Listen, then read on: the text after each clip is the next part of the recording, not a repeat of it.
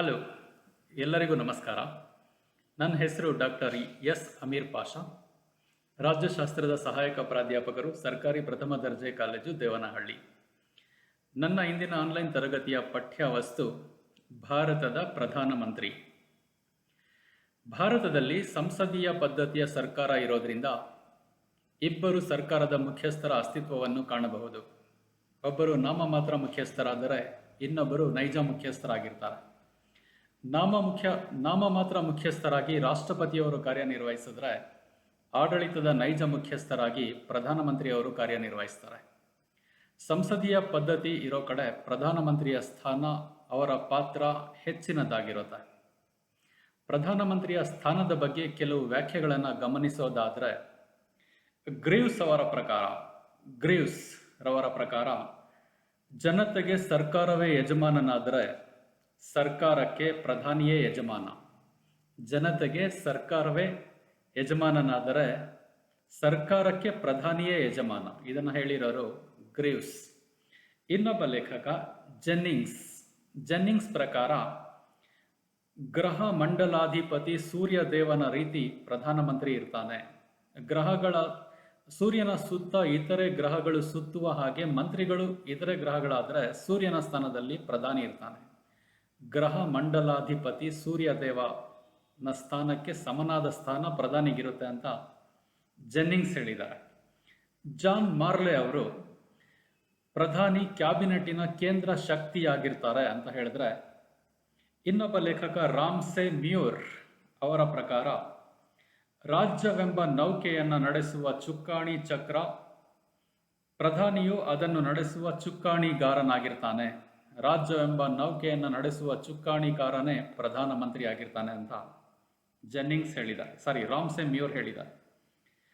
ಲಾಸ್ಟಲ್ಲಿ ಇನ್ನೊಬ್ಬ ಲೇಖಕನ ಅಭಿಪ್ರಾಯ ಪ್ರಧಾನಮಂತ್ರಿಯ ಸ್ಥಾನದ ಬಗ್ಗೆ ಹೇಳೋದಾದ್ರೆ, ಸರ್ ವಿಲಿಯಂ ವೆರ್ನೋನ್ ಹಾರ್ಕೋರ್ಟ್ ರವರ ಪ್ರಕಾರ ಅಗಣಿತ ತಾರಾಗಣದ ನಡುವೆ ಶೋಭಿಸುವ ಚಂದ್ರಪ್ರಭುವಿನಂತೆ ಪ್ರಧಾನಿಯ ಸ್ಥಾನ ಇರುತ್ತೆ.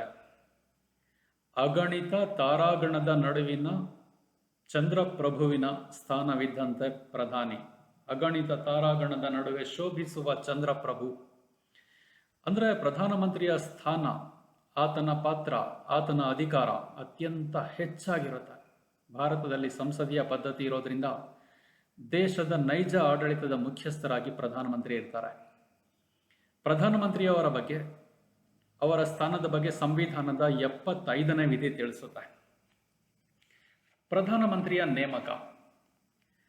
ಪ್ರಧಾನಮಂತ್ರಿ ಆಗಬೇಕಾದ್ರೆ ಆತ ಕೆಲವು ಅರ್ಹತೆಗಳನ್ನು ಹೊಂದಿರಬೇಕು. ಲೋಕಸಭೆಯ ಸದಸ್ಯನಾಗಲು ಏನೇನು ಅರ್ಹತೆಗಳಿರಬೇಕೋ ಆ ಎಲ್ಲ ಅರ್ಹತೆಗಳಿರಬೇಕು. ಲೋಕಸಭೆಯ ಸದಸ್ಯನಾಗಬೇಕಾದ್ರೆ ಭಾರತದ ಪೌರನಾಗಿರಬೇಕು, ಕನಿಷ್ಠ 25 ವರ್ಷ ವಯಸ್ಸಾಗಿರಬೇಕು, ಸಂಸತ್ತು ಕಾಲಕಾಲಕ್ಕೆ ನಿಗದಿಪಡಿಸುವ ಇತರೆ ಅರ್ಹತೆಗಳನ್ನು ಹೊಂದಿರಬೇಕು. ಸಾಮಾನ್ಯವಾಗಿ ಭಾರತದಲ್ಲಿ ಲೋಕಸಭೆಗೆ 5 ವರ್ಷಕ್ಕೊಮ್ಮೆ ಚುನಾವಣೆ ನಡೆಯುತ್ತೆ. ಈ ಚುನಾವಣೆಯಲ್ಲಿ ಗೆದ್ದಂತಹ ಪಕ್ಷ ತನ್ನ ನಾಯಕನನ್ನು ಆಯ್ಕೆ ಮಾಡಿಕೊಳ್ಳುತ್ತೆ. ಆ ನಾಯಕನನ್ನು ಪ್ರಧಾನಿಯನ್ನಾಗಿ ರಾಷ್ಟ್ರಪತಿಯವರು ನೇಮಕ ಮಾಡ್ತಾರೆ. ರಾಷ್ಟ್ರಪತಿಯವರಿಂದ ಪ್ರಮಾಣ ವಚನ ಪ್ರಧಾನಮಂತ್ರಿ ತೆಗೆದುಕೊಳ್ತಾರೆ. ಲೋಕಸಭೆಯ ಚುನಾವಣೆಯ ನಂತರ ಗೆದ್ದಂತಹ ಪಕ್ಷದ ನಾಯಕನೇ ಪ್ರಧಾನಿ ಆಗ್ತಾನೆ. ಯಾವುದೇ ಪಕ್ಷ ಬಹುಮತ ಪಡೆಯದೆ ಹೋದರೆ ಹಲವಾರು ಪಕ್ಷಗಳು ಸೇರಿ ಸಮ್ಮಿಶ್ರ ಸರ್ಕಾರ ರಚಿಸಿಕೊಳ್ಳಲು ಅವಕಾಶ ಇರುತ್ತೆ. ಪ್ರಧಾನಮಂತ್ರಿಯ ನೇಮಕ ರಾಷ್ಟ್ರಪತಿಯವರಿಂದ ಆಗುತ್ತೆ. ಪ್ರಧಾನಿ ಆದಮೇಲೆ ಆತ ಪ್ರಮಾಣ ವಚನವನ್ನು ರಾಷ್ಟ್ರಪತಿಯಿಂದ ಸ್ವೀಕರಿಸ್ತಾನೆ. ಈತನ ಅಧಿಕಾರಾವಧಿ ಸಾಮಾನ್ಯವಾಗಿ 5 ವರ್ಷ ಇರುತ್ತೆ. ಪ್ರಧಾನಮಂತ್ರಿಯ ಅಧಿಕಾರಾವಧಿ 5 ವರ್ಷ. ಆದರೆ 5 ವರ್ಷಕ್ಕಿಂತ ಮೊದಲೇ ತಾನು ಬಯಸಿದರೆ ರಾಜೀನಾಮೆ ನೀಡಬಹುದು, ಅಥವಾ ಲೋಕಸಭೆ ಅವಿಶ್ವಾಸ ಗೊತ್ತುವಳಿಯ ಮೂಲಕ ಅವಿಶ್ವಾಸ ನಿರ್ಣಯನ ಪಾಸು ಮಾಡುವುದರ ಮೂಲಕ ಅಧಿಕಾರದಿಂದ ತೆಗೆಯಬಹುದು, ಅಥವಾ ವಿಶೇಷ ಸಂದರ್ಭಗಳಲ್ಲಿ, ತುರ್ತು ಪರಿಸ್ಥಿತಿ ಸಂದರ್ಭಗಳಲ್ಲಿ, ರಾಷ್ಟ್ರೀಯ ತುರ್ತು ಪರಿಸ್ಥಿತಿ ಏನಾದರೂ ಎದುರಾದರೆ 1 ವರ್ಷ ಕಾಲ ಇವರ ಅಧಿಕಾರಾವಧಿಯನ್ನು ಹೆಚ್ಚಿಸುವ ಅಧಿಕಾರ ರಾಷ್ಟ್ರಪತಿಯವರಿಗಿದೆ. ಅಧಿಕಾರಾವಧಿ 5 ವರ್ಷ. ಆದರೆ 5 ವರ್ಷನೇ ಕಂಪ್ಲೀಟಾಗಿ 5 ವರ್ಷ ಇವ್ರನ್ನ ತೆಗಿಯೋಕ್ಕಾಗಲ್ಲ ಅಂತ ಬರಲ್ಲ. 5 ವರ್ಷಕ್ಕಿಂತ ಮೊದಲೇ ರಾಜೀನಾಮೆ ನೀಡಬಹುದು, ಅವಿಶ್ವಾಸ ಗೊತ್ತುವಳಿಯ ಮೂಲಕ ಇವರನ್ನು ಅಧಿಕಾರದಿಂದ ತೆಗಿಬಹುದು, ಅಥವಾ 5 ವರ್ಷದ ನಂತರನೂ ವಿಶೇಷ ಪರಿಸ್ಥಿತಿಗಳಲ್ಲಿ 1 ವರ್ಷ ಇವರ ಅಧಿಕಾರಾವಧಿಯನ್ನು ಹೆಚ್ಚಿಸಬಹುದು. ವೇತನ ಮತ್ತು ಸೌಲಭ್ಯಗಳನ್ನು ಸಂಸತ್ತು ಕಾಲಕಾಲಕ್ಕೆ ನಿಗದಿಪಡಿಸಿದಂತೆ ಇವರಿಗೆ ನೀಡಲಾಗುತ್ತೆ. ರಾಷ್ಟ್ರದ ನೈಜ ಆಡಳಿತದ ಮುಖ್ಯಸ್ಥರಾಗಿ ಇವರು ನಿರ್ವಹಿಸುವ ಕಾರ್ಯಗಳನ್ನು ಹೀಗೆ ವಿವರಿಸಬಹುದು, 1 by 1. ಮೊದಲನೇದಾಗಿ ಸರ್ಕಾರ ರಚಿಸುವುದು, ಫಾರ್ಮೇಷನ್ ಆಫ್ ದ ಗೌರ್ಮೆಂಟ್. ಸಂವಿಧಾನದ 75ನೇ ವಿಧಿಯ ಪ್ರಕಾರ ರಾಷ್ಟ್ರಪತಿ ಬಹುಮತ ಪಡೆದ ಪಕ್ಷದ ನಾಯಕನನ್ನೇ ಪ್ರಧಾನಿಯನ್ನಾಗಿ ನೇಮಕ ಮಾಡ್ತಾರೆ. ರಾಷ್ಟ್ರಪತಿಯಿಂದ ಪ್ರಧಾನಿಯಾಗಿ ನೇಮಕ ಆದ ತಕ್ಷಣ ತನ್ನ ಸರ್ಕಾರ ಹೊಂದಿರಬಹುದಾದ ಮಂತ್ರಿಮಂಡಲದಲ್ಲಿ ಯಾರ್ಯಾರು ಮಂತ್ರಿ ಸ್ಥಾನ ಪಡೆಯಬೇಕು ಅನ್ನೋದನ್ನು ಪ್ರಧಾನಮಂತ್ರಿ ನಿರ್ಧರಿಸ್ತಾನೆ. ಪ್ರಧಾನಮಂತ್ರಿ ಮಂತ್ರಿಗಳ ಪಟ್ಟಿಯನ್ನು ಸಿದ್ಧಪಡಿಸಿ ರಾಷ್ಟ್ರಪತಿಯವರಿಗೆ ಕಳಿಸ್ಕೊಡ್ತಾರೆ. ರಾಷ್ಟ್ರಪತಿಯವರು ಅವರೆಲ್ಲರಿಗೂ ಮತ್ತೆ ಮಂತ್ರಿಗಳಾಗಿ ಪ್ರಮಾಣ ವಚನ ಬೋಧಿಸ್ತಾರೆ. ಮಂತ್ರಿಗಳ ನೇಮಕ ಆಗಿದೆ ಅಂತ ಹೇಳಿದ್ರೆ ಸರ್ಕಾರದ ರಚನೆ ಆಗಿದೆ ಅಂತ ಅರ್ಥ. ಏಕೆಂದರೆ ಸರ್ಕಾರ ಇಲಾಖೆಗಳ ಮೂಲಕ ಕಾರ್ಯನಿರ್ವಹಿಸುತ್ತದೆ. ಇಲಾಖಾ ಮುಖ್ಯಸ್ಥರೇ ಮಂತ್ರಿಗಳು. ಈ ಮಂತ್ರಿಗಳನ್ನು ನೇಮಿಸುವ ಅಧಿಕಾರ ರಾಷ್ಟ್ರಪತಿಗಿದ್ದರೂ ಆ ಮಂತ್ರಿಗಳ ಪಟ್ಟಿಯನ್ನು ಸಿದ್ಧಪಡಿಸುವ ಅಧಿಕಾರ ಪ್ರಧಾನಮಂತ್ರಿಗಿರುತ್ತೆ. ಸೊ ಪ್ರಧಾನಮಂತ್ರಿ ಸರ್ಕಾರನ ರಚನೆ ಮಾಡ್ತಾರೆ. ಅಧಿಕಾರಕ್ಕೆ ಬಂದ ತಕ್ಷಣ ಮಾಡ್ತಕ್ಕಂಥ ಮೊದಲ ಕೆಲಸನೇ ಸರ್ಕಾರದ ರಚನೆ. ಮಂತ್ರಿಗಳ ನೇಮಕ ಆಗಿದೆ ಅಂದರೆ ಸರ್ಕಾರದ ರಚನೆ ಆಗಿದೆ ಅಂತ ಅರ್ಥ. ಎರಡನೇದಾಗಿ ಮಂತ್ರಿಮಂಡಲದ ಗಾತ್ರದ ನಿರ್ಧಾರ.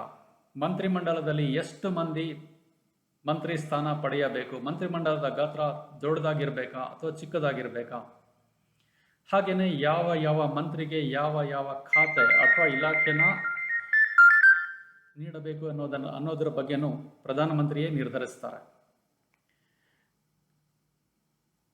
ಪ್ರಧಾನಮಂತ್ರಿ ಮಂತ್ರಿಗಳಿಗೆ ಖಾತೆಗಳನ್ನು ಹಂಚುವ ಕೆಲಸವನ್ನು ಸಹ ಮಾಡುತ್ತಾರೆ.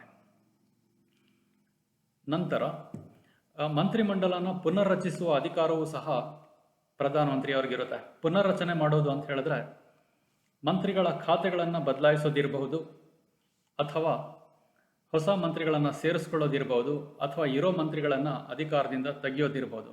ಹಾಗಾಗಿ ಮಂತ್ರಿಮಂಡಲದ ರಚನೆ ಹಾಗೂ ಅದರ ಪುನರ್ರಚನಾ ಕಾರ್ಯ ರಾಷ್ಟ್ರಪತಿಯವರಿಗೆ ಸೇರಿರುತ್ತೆ. ಹಾಗೆಯೇ ಯಾವ ಮಂತ್ರಿಗೆ ಯಾವ ಖಾತೆ ಕೊಡಬೇಕು ಅನ್ನೋದನ್ನು ಅಂತಿಮ ನಿರ್ಧಾರ ಪ್ರಧಾನಮಂತ್ರಿಯೇ ಮಾಡ್ತಾರೆ. ಸೊ ಪ್ರಧಾನಮಂತ್ರಿಯೇ ನಿರ್ಧರಿಸ್ತಾರೆ ಪ್ರಮುಖ ಖಾತೆಗಳು ಯಾರಿಗೆ ಕೊಡಬೇಕು, ಯಾವ ಖಾತೆಗೆ ಯಾವ ಅಭ್ಯರ್ಥಿ ಸೂಕ್ತನಾಗಿರ್ತಾರೆ, ಎಲ್ಲವನ್ನು ನಿರ್ಧಾರ ಮಾಡೋದು ಪ್ರಧಾನಮಂತ್ರಿಯೇ. ಆ ನಂತರ ಖಾತೆಗಳನ್ನು ಬದಲಾವಣೆ ಮಾಡೋ ಅಧಿಕಾರನೂ ಪ್ರಧಾನಿಗಿರುತ್ತೆ. ಮಂತ್ರಿಗಳ ಮೇಲೆ ನಿಯಂತ್ರಣವನ್ನು ಅವರೇ ಸಾಧಿಸ್ತಾರೆ. ಮಂತ್ರಿಗಳು ಸರಿಯಾಗಿ ತಮ್ಮ ಕಾರ್ಯ ನಿರ್ವಹಿಸದೆ ಹೋದರೆ ಇಲಾಖೆಗೆ ಸಂಬಂಧಪಟ್ಟಂತೆ ಅಂತಹ ಮಂತ್ರಿಗಳನ್ನು ವಜಾ ಮಾಡೋ ಅಧಿಕಾರನೂ ಪ್ರಧಾನಮಂತ್ರಿಯವರಿಗಿರುತ್ತೆ. ಹಾಗಾಗಿ ಮಂತ್ರಿಮಂಡಲದ ಮೇಲೆ ಸಂಪೂರ್ಣ ನಿಯಂತ್ರಣ ಅಧಿಕಾರವನ್ನು ಪ್ರಧಾನಮಂತ್ರಿ ಹೊಂದಿರ್ತಾರೆ. ನೆಕ್ಸ್ಟ್ ಇನ್ನೊಂದು ಕಾರ್ಯ, ಲೋಕಸಭೆಯನ್ನು ವಿಸರ್ಜಿಸುವ ಅಧಿಕಾರ. ಲೋಕಸಭೆ ಸಂಸತ್ತಿನ ಕೆಳಮನೆಯಾಗಿದ್ದು ಇಲ್ಲಿ ಬಹುಮತ ಪಡೆದ ಪಕ್ಷದ ನಾಯಕನೇ ಪ್ರಧಾನಿಯಾಗಿರ್ತಾನೆ.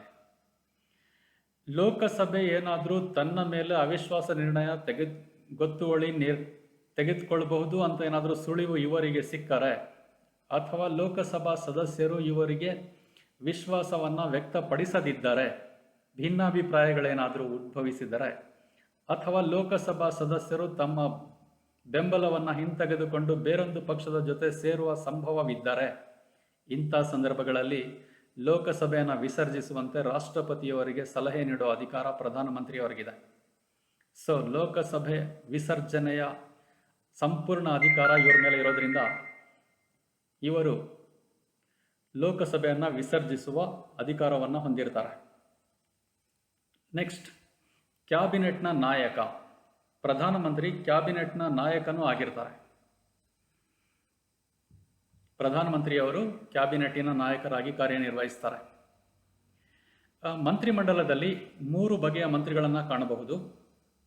ಕ್ಯಾಬಿನೆಟ್ ಮಂತ್ರಿಗಳು, ಸಹಾಯಕ ಮಂತ್ರಿಗಳು, ಮಂತ್ರಿಗಳು. ಕ್ಯಾಬಿನೆಟ್ನಲ್ಲಿ ಪ್ರಮುಖ ಖಾತೆಗಳನ್ನು ಹೊಂದಿರತಕ್ಕಂತಹ ಮಂತ್ರಿಗಳಿರ್ತಾರೆ. ಈ ಕ್ಯಾಬಿನೆಟಿನ ಸಭೆ ಪ್ರಧಾನಮಂತ್ರಿಯವರ ಅಧ್ಯಕ್ಷತೆಯಲ್ಲಿ ನಡೆಯುತ್ತೆ. ಪ್ರಧಾನಮಂತ್ರಿಯವರ ಅಧ್ಯಕ್ಷತೆಯಲ್ಲಿ ಕ್ಯಾಬಿನೆಟ್ ಸಭೆಗಳನ್ನು ನಡೆಸುತ್ತದೆ. ಕ್ಯಾಬಿನೆಟ್ನಲ್ಲಿ ತೀರ್ಮಾನ ತೆಗೆದುಕೊಳ್ಳುವ ಅಂತಿಮ ಅಧಿಕಾರ ಪ್ರಧಾನಮಂತ್ರಿಯವರಿಗಿರುತ್ತೆ. ಕ್ಯಾಬಿನೆಟ್ಟಿನ ನಾಯಕನಾಗಿ ಈತ ಪ್ರಮುಖ ಕೆಲಸಗಳನ್ನು ನಿರ್ವಹಿಸ್ತಾನೆ. ನೆಕ್ಸ್ಟ್, ಲೋಕಸಭೆಯ ನಾಯಕ. ಪ್ರಧಾನಮಂತ್ರಿ ಕೇವಲ ಮಂತ್ರಿಮಂಡಲದ ನಾಯಕ, ಕ್ಯಾಬಿನೆಟ್ನ ನಾಯಕ ಅಷ್ಟೇ ಅಲ್ಲ, ಲೋಕಸಭೆಯ ನಾಯಕನಾಗಿಯೂ ಕಾರ್ಯನಿರ್ವಹಿಸ್ತಾನೆ. ಪಾರ್ಲಿಮೆಂಟರಿ ವ್ಯವಹಾರಗಳಲ್ಲಿ ಇವರ ಪಾತ್ರ ಮಹತ್ವದ್ದಾಗಿದ್ದು, ಪಾರ್ಲಿಮೆಂಟಿನ ಅಧಿವೇಶನ ಕರೆಯುವ, ಮುಂದೂಡುವ, ಲೋಕಸಭೆಯನ್ನು ವಿಸರ್ಜಿಸುವ, ಹಾಗೆಯೇ ಸಭಾಧ್ಯಕ್ಷರನ್ನು ಆಯ್ಕೆ ಮಾಡುವ ಮೊದಲಾದ ಕಾರ್ಯಗಳಲ್ಲಿ ಇವರ ಪಾತ್ರ ಹೆಚ್ಚಾಗಿರುತ್ತೆ.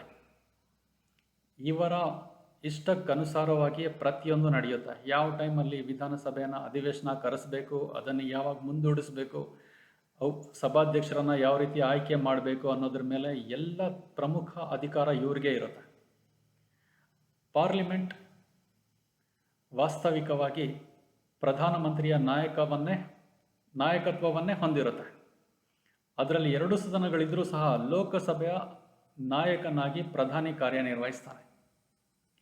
ನೀತಿ ನಿರೂಪಣೆ ಮಾಡ್ತಕ್ಕಂಥ ಅಧಿಕಾರ ಪ್ರಧಾನಿಗೆ ಸೇರಿರುತ್ತೆ. ಸರ್ಕಾರದ ನೀತಿ ನಿರೂಪಣೆ, ಹಾಗೆಯೇ ಸರ್ಕಾರಿ ಮಸೂದೆಗಳನ್ನು ಮಂಡಿಸೋದರ ಬಗ್ಗೆನೂ ಯಾವ ಮಸೂದೆ ಮಂಡಿಸಬೇಕು, ಯಾವ ಮಸೂದೆನ ಪಾಸ್ ಮಾಡಿಸ್ಕೋಬೇಕು, ಇದಕ್ಕೆಲ್ಲ ಅಂತಿಮ ತೀರ್ಮಾನ ತೆಗೆದುಕೊಳ್ಳೋದು ಪ್ರಧಾನಮಂತ್ರಿಯವರೇ.